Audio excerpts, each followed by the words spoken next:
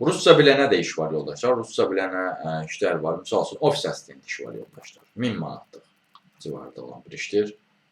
20-35 yaşlı şəxs olmalısınız. Yüksək təşkilatçılıq və məsuliyyət hissiniz olmalıdır.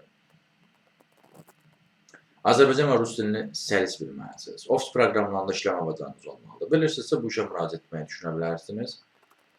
Bundan əvvəl ofis operatoru işi də var. Bu da İngilis dilində tələb edir, rus dilində tələb edir yoldaşlar. Axşam saat 4-dən gecə 11-ə qədər olan bir işdir. Ofis proqramlarında yaxşı səviyyədə bilməlisiniz. Sonra ofis meneceri başqa şirkətdə də var. 400-800 manat aralığında. Rus dilini səlis bilirsinizsə, xanımlar üçündür bu. Ali təhsilli olmalısınız. Sonra müştərilərlə əlaqələr şöbəsində assistent işi var Unibankda.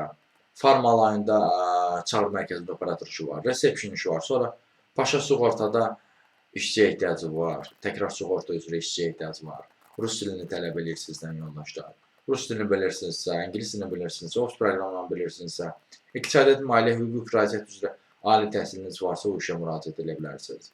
Sonra resepsiyon işləri də var yoldaşlar. Rus dili tələb edən bir sıra variantı var. Ciddi şərtləri olmayan variantlar da var. Təcrübə tələb eləməyən variantlar da var.